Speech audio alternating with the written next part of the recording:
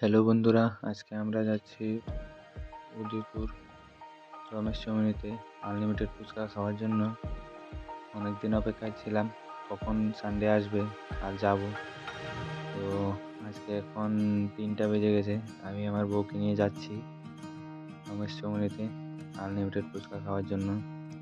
এখন আমরা দুজনে কথা বলতে বলতে চলে আসলাম উদয়পুর ব্রহ্মাবাড়িতে। এখান থেকে আস্তে আস্তে আমরা চলে যাব রমেশ চৌমুহনীর দিকে। ওখানে গিয়ে দেখলাম যে ফুচকা তো আজকে শেষ হয়ে গেছে। আমরা যেতে অনেক লেট করে দিয়েছি। এর আগেই ওরা সবাই খেয়ে নিয়েছে যাদের খাওয়ার ছিল। আমাদের আর খাওয়ার ভাগ্যে জুটেনি।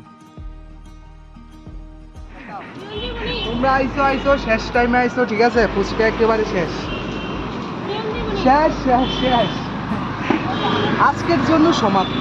রাধে রাধে, জয় জগন্নাথ, জয় সীতারাম। এখানে তো আমাদের ভাগ্যে ফুচকা জুটলো না, তাই বউকে নিয়ে টাউনের দিকে চললাম কিছু খাওয়ানোর জন্য।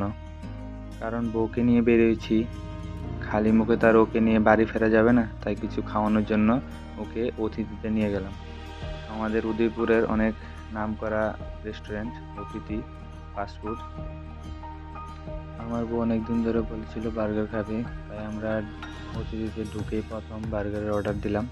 তারপর আমি কিছু ভালো লাগছিল না, তাই একটা এগ রোলের অর্ডার দিয়ে দিলাম। তো আমাদের পেটে অনেক ভুক লেগেছিল।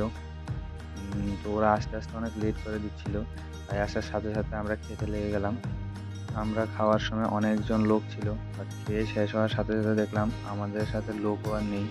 এখন টেবিলগুলো সব ফাঁকা হয়ে গেছে। যখন আসলাম তখন টেবিল ছিল না বসার জন্য। খাওয়া দাওয়া শেষ করে আমরা বাড়ির জন্য বেরিয়ে পড়লাম। রোড অনেক ফাঁকা ছিল, তার কারণে আমাদের দেরি হয়নি বেশি একটা। তাড়াতাড়ি আমরা বাড়িতে পৌঁছে গেলাম। আজকের জন্য এইটুকুই। Thank you for watching. Like, comment and share.